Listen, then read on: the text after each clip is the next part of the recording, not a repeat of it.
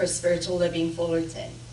My name is Tomoko Rosas, and I'm a practitioner at this beautiful church. Please join me in stating the purpose statement. We are A loving spiritual community, empowering all to live healthy and successful lives through practicing the principles of a science of mind. I have some announcements. Today we have the week 3, class number 3 for Reverend Bill's class, Introduction to the Basics of the Science of Mind. This is our 3rd class, but anybody could join in if you like. And let's see, what else is going on? Book sales still going on. Thank you everybody for your donation of your used books. And can you believe it? It's Easter time already. So next Sunday is Palm Sunday, and Easter Sunday is on the 4th of April. And please join us for that. It's a beautiful service. It's the 4th of April, and goodies for everyone. And book club with Susie Rogers is still open, and we're looking for a day to meet on Zoom. So please sign up at the welcome table, and I need your email so that we could send you the link. Our Unexpected Income Club is doing amazing. There are a lot of people getting their stimulus checks, so so join the club if you like, and if you haven't yet, please come see me at the welcome table. I have a packet for you to take home. All right, just join me in knowing that with your breath, you're firmly grounded to the earth, centered in your body, and open and receptive to the infinite.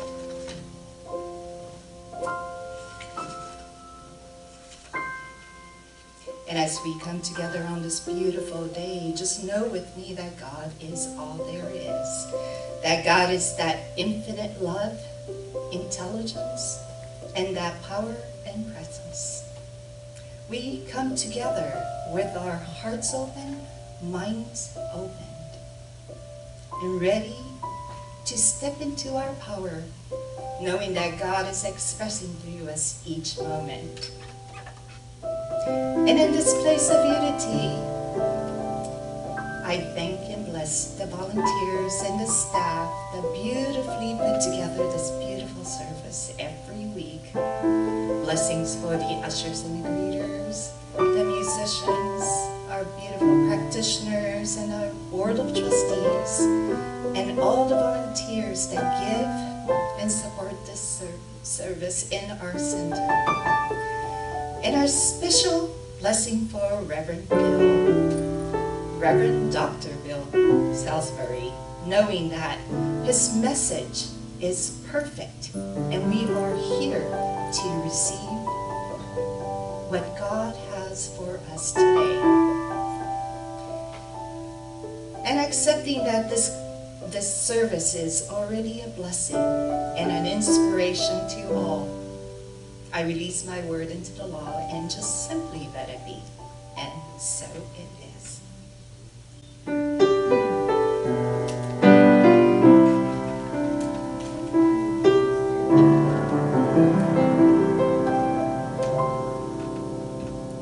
need to be still. Let God love me. I need to be still. Let God love me. When this old world starts to push and shove me, I need to be still. Let God love me.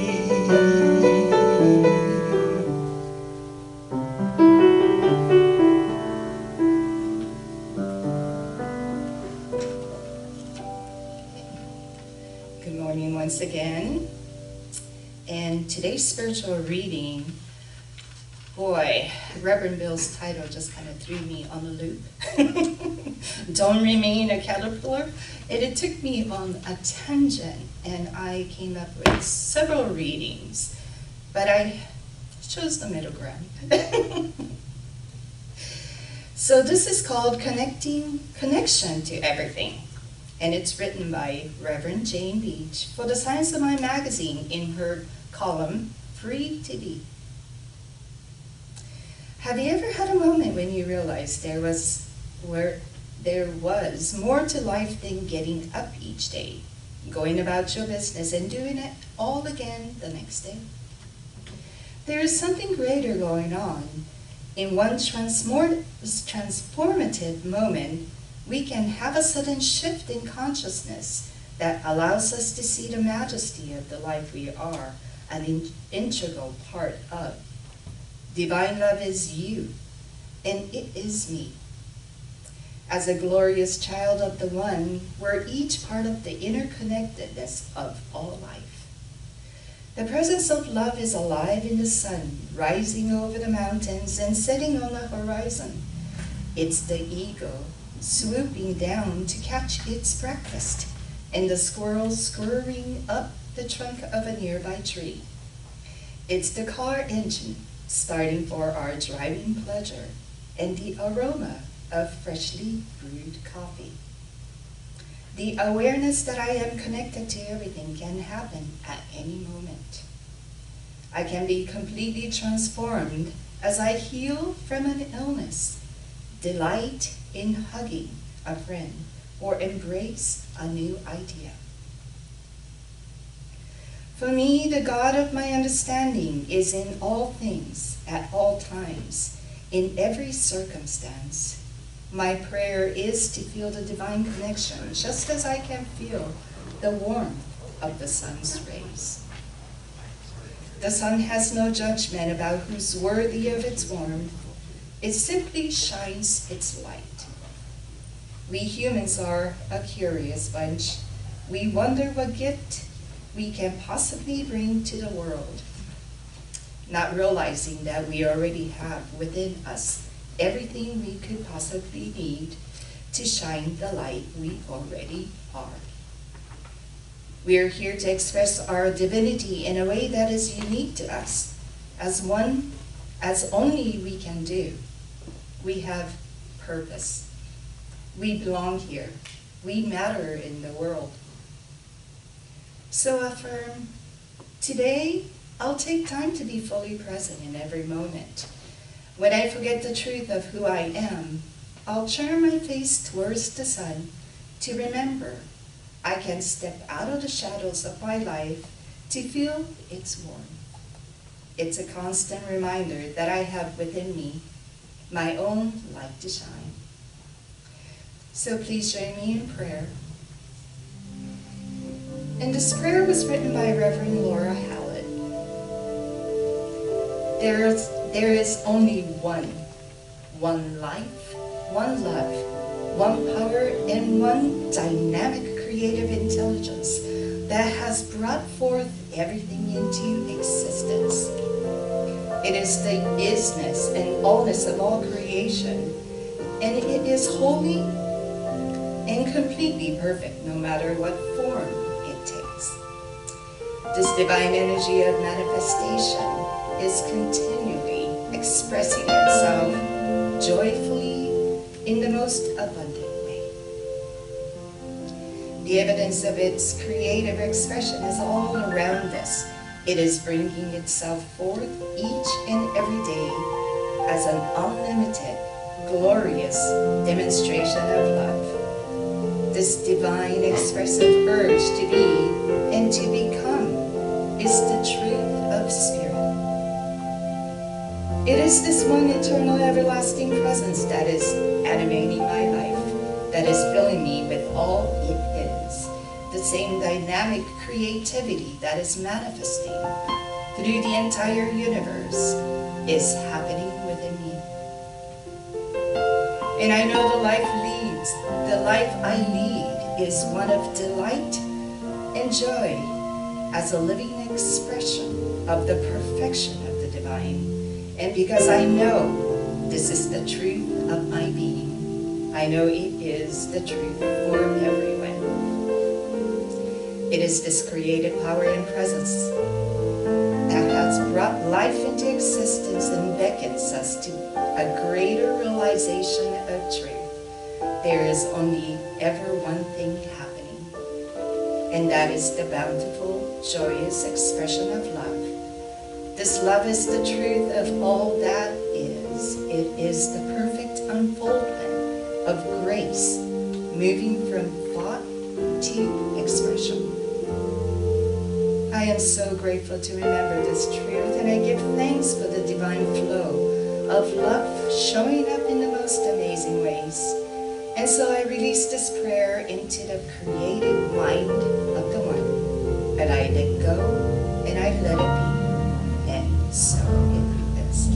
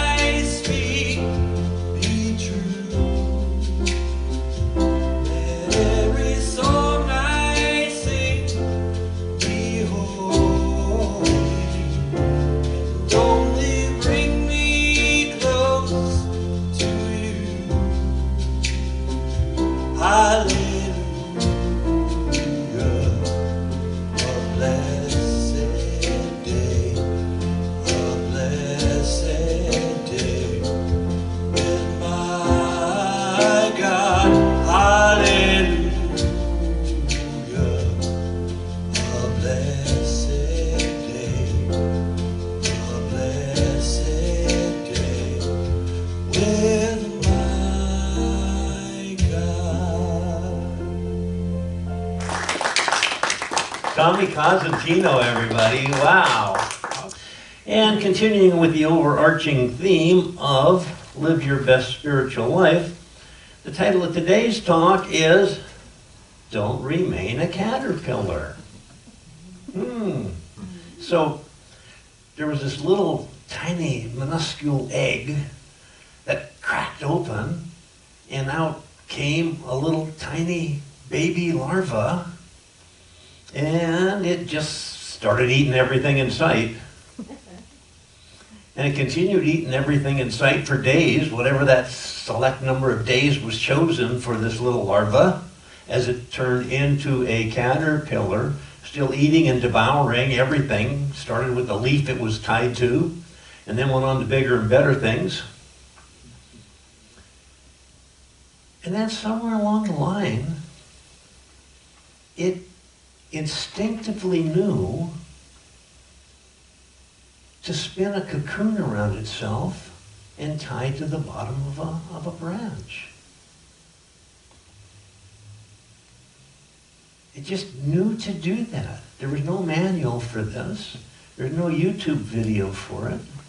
This caterpillar just instinctively knew to do that. That pattern was programmed into it from the instant that egg was released onto that leaf to begin with. Kind of like us.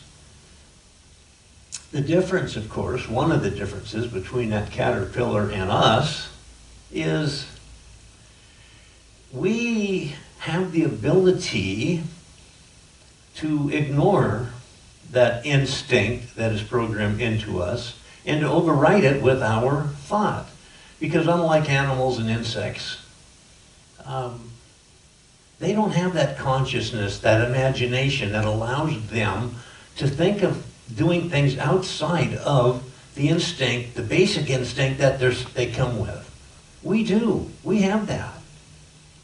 Yet we still have that basic instinct. And I know we've all felt it. And haven't we sometimes ignored it? Kind of talked ourselves over it, kind of talked it down. And guess what happened? Then, bang, something we didn't want. Because when that instinct is talking to us, that's that indwelling God, that divine spark within us talking to us. So we don't want to not pay attention to it. So anyway, after a certain amount of time, this cocoon is seemingly just hanging there, but it's not at all, because within, everything inside that caterpillar is changing. Except, well, not except, because the potential of the butterfly was in that caterpillar, was in that larva, was in that egg to begin with. Just like the potential of our own divinity is within us from the start. We don't have to do anything to install it. It's already there. All we have to do is sometimes just get out of the way of who we have become conditioned to be and allow that divinity to take over. And other times it doesn't hurt to kind of prompt that along a little bit with, intentionally setting out to further ourselves, to advance on that spiritual path. Otherwise, there lays that cocoon, and those little items, they call them, I don't know, biologically, some kind of little discs of not like recording discs, but little parts that are in that caterpillar to begin with, have grown up with the caterpillar, and they now transpose into this body parts, the parts that come out to be so beautiful, the wings, the body, the legs. And then, of course, that cocoon opens up. And what a great metaphor, right? The butterfly flying away from that cocoon. Just like us, when we hit that moment of transformation, and we may hit many of them in the course of our lives, but each time we hit that moment of transformation, don't we just fly away? We just soar. We just float above everything, including everything, being at peace and at oneness with all those things, with everything. So, in the world of metaphysics, we talk a lot about things like the small self, little s, small self, me, the Bill that stands here, the you. And then we have the big self, capital S.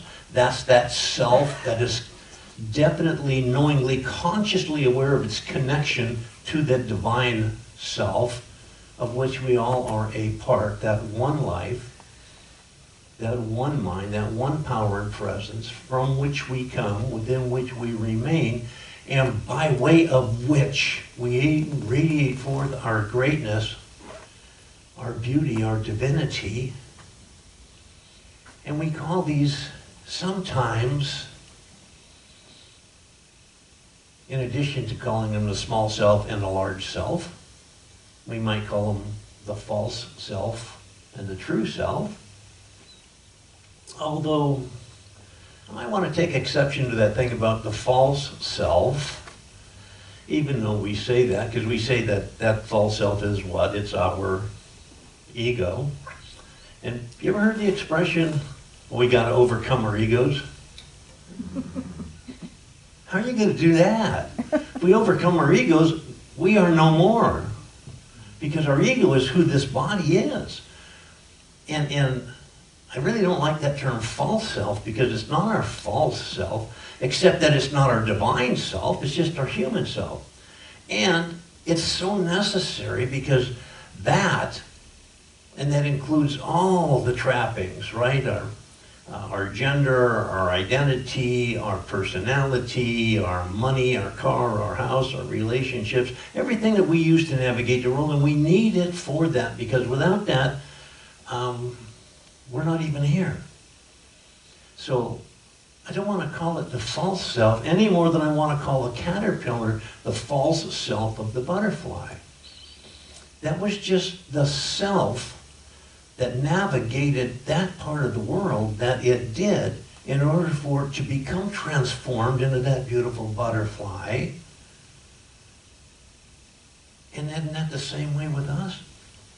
We have this personality that we live within and manage the world with, while we're allowing that expansiveness, that growth, that unending awareness to evolve more and more and more into the divinity that we are. You know, there's a Jewish proverb that says, before every person there marches a saint that says, hark, the coming is the image of God. That's us. That's us. We are the image of God, and we are coming, and we should expect no less a reception than that wherever we go. And of course, we should give no less a reception either. Here's the sad reality.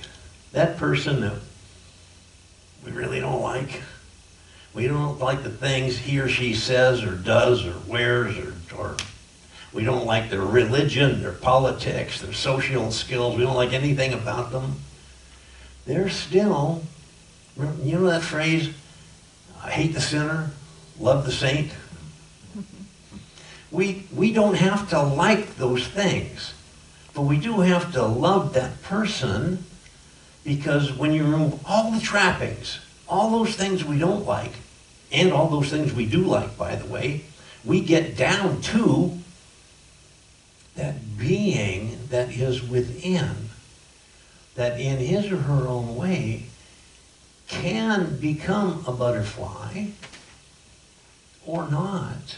Because remember, we have that ability to not fulfill our divine nature while we are here. Although I suspect that when we leave this body, at that very instant, regardless of everything else that's gone before for 50, 60, 80, 90, 100 years, at that very instant, we get that transformation. But how nice it would be to get that transformation earlier while we can still use it. Wouldn't that be something? So the trappings, the human trappings, that's like our launching pad. Okay? Without that, we don't have a basis to be anything, really. But when we have that, if we just use that to fly off into that, I was going to say into the unknown, but when we make that leap, when we begin that process of transformation, each time we begin it, isn't that the hero's journey? Isn't that when we leave our comfort zone and we go off, not knowing what's coming, yet not fearing what's coming, because we know that in our divinity there is nothing to fear anywhere, anytime, ever. So we go off, we launch ourselves into that transformational process, knowing that any obstacles that we come upon, we are going to overcome, and we are going to reach that goal, that transformation posed for us, put in front of us. Not the carrot on the stick, remember? We're not just following the carrot on the stick, ever distant the same. We are actually progressing as we go through this transformation, and we come back to the other side having overcome all the obstacles and reached whatever that goal was at the time, whatever that spiritual goal was. Because don't those change? Well, our one basic spiritual goal is always what? Don't we say we become one with? Maybe we should say we become that. Not one with that. We become that because we already are. That sounds kind of funny, huh? But when you stop and think about it, because don't we say sometimes something like, "Yo vaya con Dios," okay? Go with God, or wherever you go, take God with you. Strangely enough, God is already everywhere. So when we say to take God with us, we're not really meaning to take something outside of ourselves with us, are we? We're only meaning to engage and enliven that conscious awareness of the divinity within as we travel. And when we do that, we are indeed held harmless from everything that could ever be. And that has to be the case. It has to be the case. It cannot possibly be the case that we live in a world separate from, outside of, a God who's placed us here somehow for some reason and then kind of delved off onto bigger and better things. Or maybe is sitting outside somewhere watching what's going on and pulling those puppet strings. Can we be there? No. And our own founder, Ernest Holmes, told us that. Does the phrase pocketbook mean anything to you? The term pocketbook? You know what a pocketbook is? It's one of these. I just happen to have this little peach. New Horizons, it's called, with just quotes from Ernest Holmes.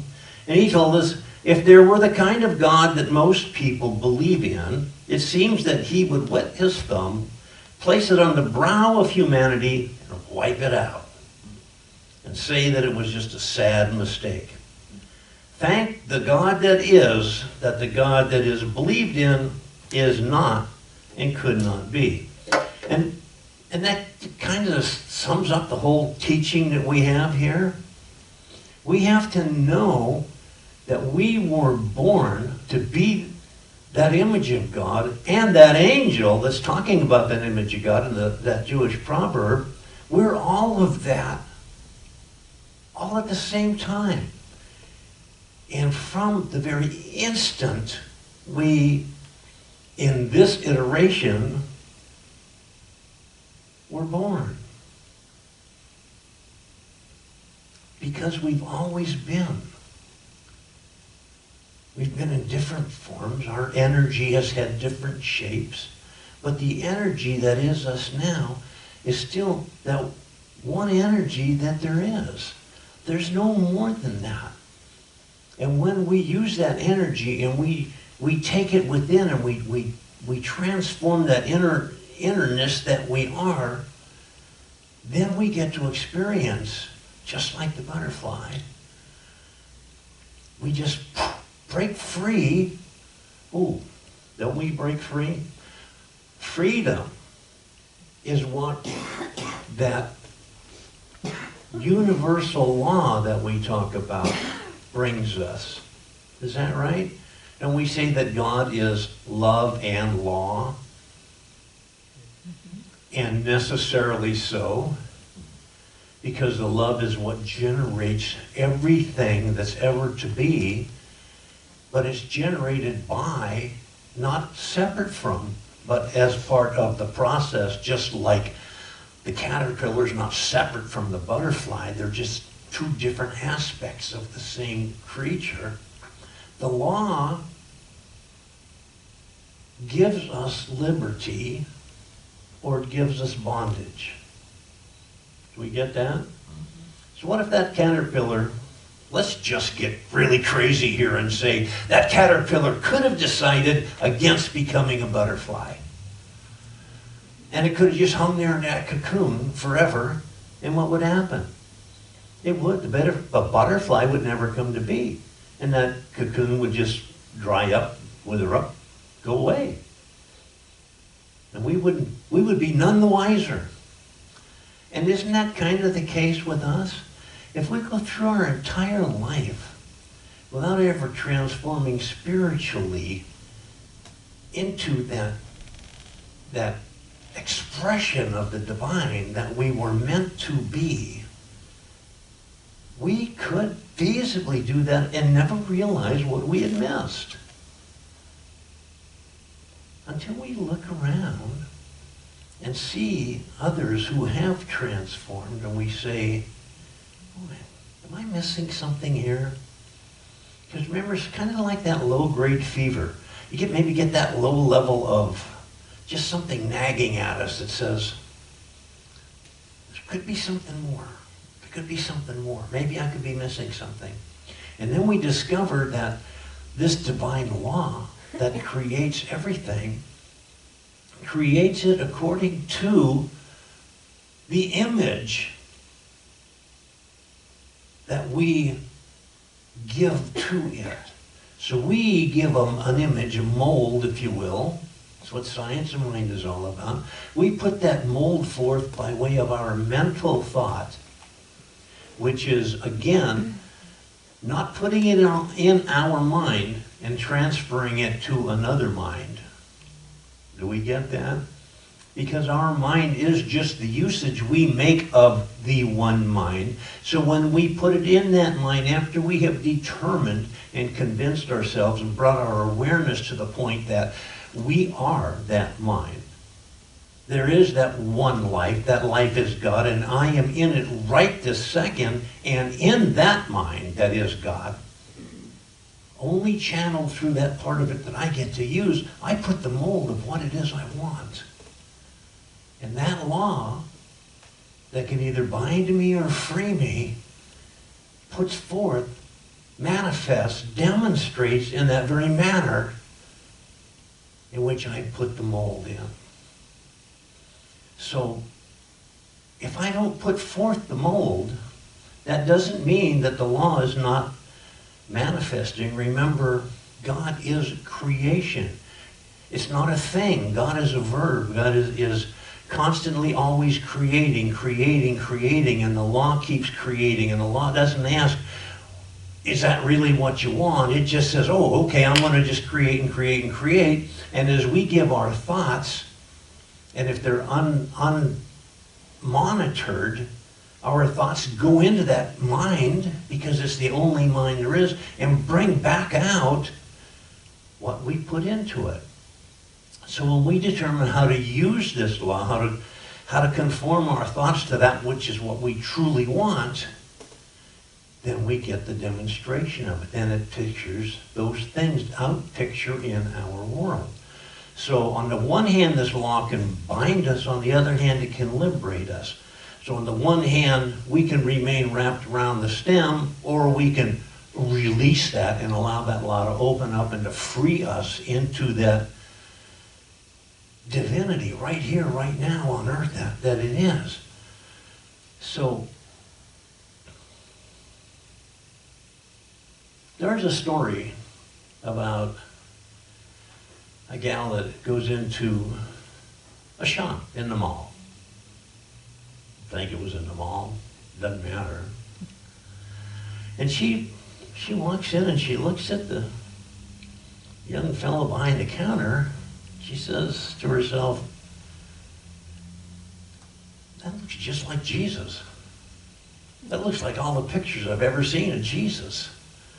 And she's walking around and she keeps looking back, you know. And finally it just gets the better of her, and she walks over and she says,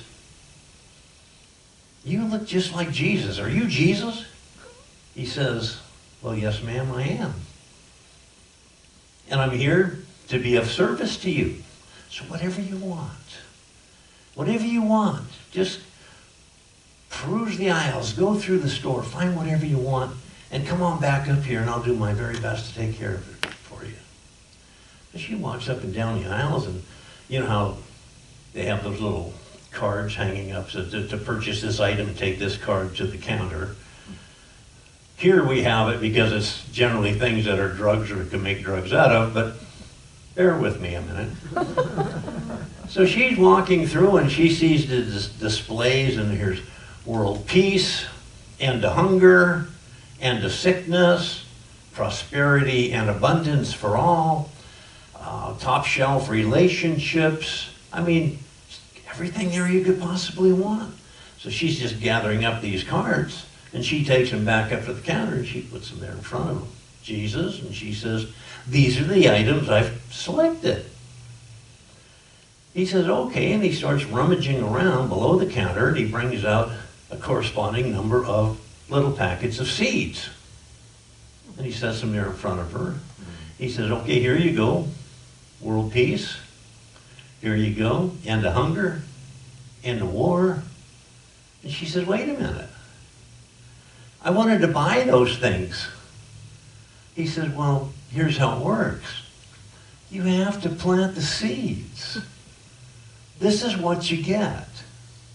You have to plant the seeds and nurture them and nourish them and tend them and help them grow, and they will grow into those things that we want. And isn't that the same thing we do with our thoughts by planting that seed thought into the divine mind? And coming forth from it then is exactly what we put in there. Now it may be instantaneous demonstration, it might be in our world right this minute, or it might, for whatever reason, take a little bit of time to evolve into that actual physical manifestation, and especially if it's something that affects, well, everything affects the race consciousness, but especially if it's something that we are praying for and looking to make for the entire world, for the race consciousness, sometimes those things have to wait until everybody, not even everybody, but a preponderance of the minds putting that forth, put forth that same thing. And then, of course, it will manifest because it has no other possibility. It cannot possibly not manifest when we put that seed into that fertile soil, which is the law of God, and allow it to germinate and to grow and to just be taken care of it. You've seen the spider web? We've all seen spider webs, especially in the morning, you know, when there's a little bit of dew around and you get just the right angle. And you see how massive those things can be. And they just cover everywhere. But if you step a little bit off to the side, you can't see it anymore. That's what we live in. We live in this interconnected web where those fine threads join each of us all over the entire surface of the world. But we can only see it when we put ourselves in the right position to see it. And when we do put ourselves in that position, we see it oh so clearly. And you know, just like a web that a spider would weave, if something impinges upon that web, being my thought, your thought, anybody's thought, it will reverberate the entire distance of that web. And it doesn't matter if it's a little one, or if it's a huge one, or if it's this infinite web that we are all caught up in. It reverberates through the whole thing.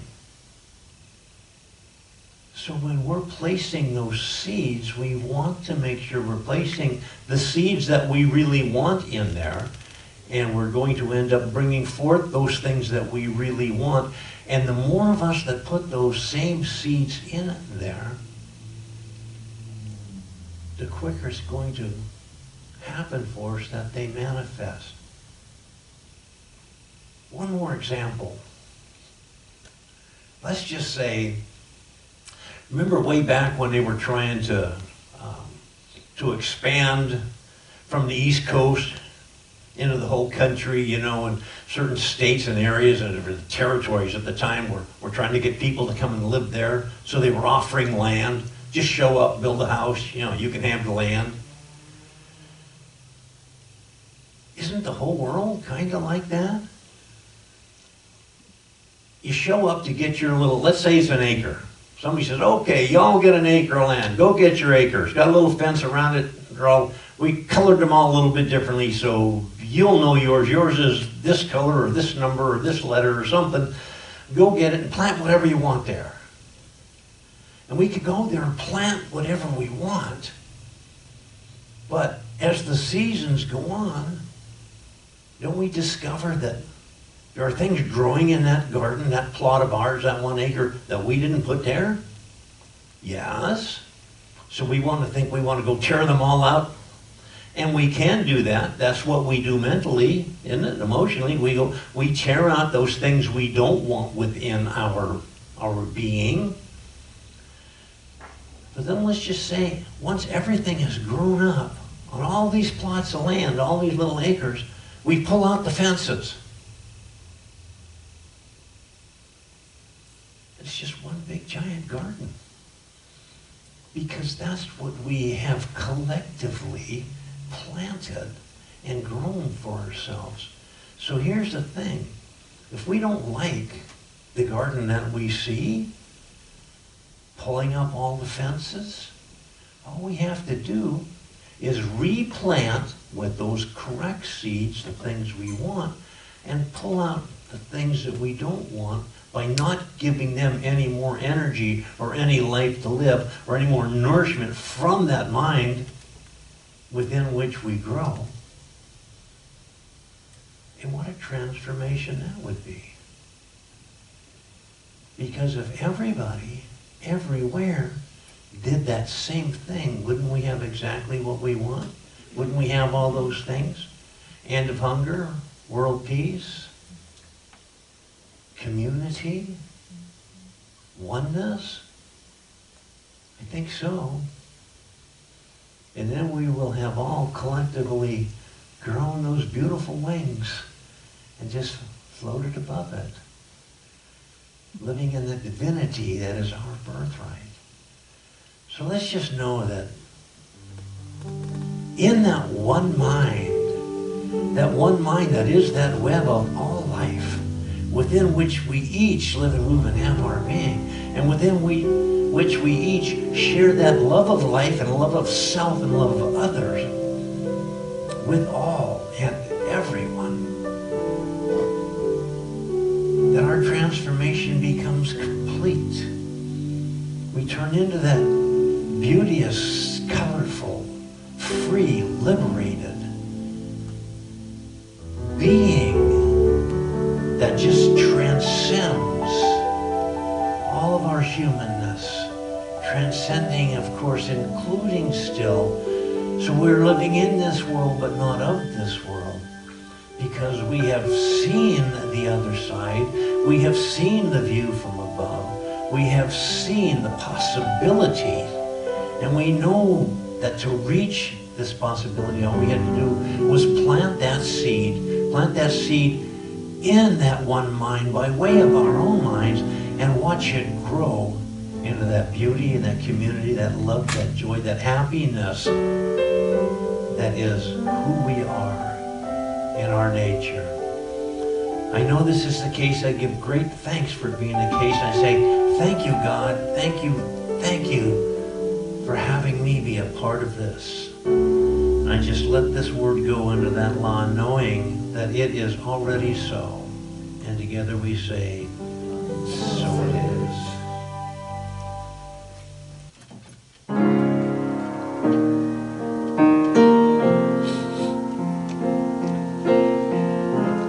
I'm thankful, so grateful. I am one in the Spirit all around me. I'm thankful, so grateful. I trust in God. As the ushers come forward, let's just know that this is our opportunity to share our abundance. We know that all of our good comes from the one source, God, and for this we are grateful. And for those of you at home not able to be with us yet, thank you for your continued support, for using the donate button on the website, and for mailing in your gifts, your tithes, your offerings, or for just bringing them by. with grateful heart, let's just bless these gifts, these tithes, these offerings, knowing they are given from the central core of who we are, which is God made manifest on this plane. We send them forward with no strings and no conditions to do their good work in the world. And so it is.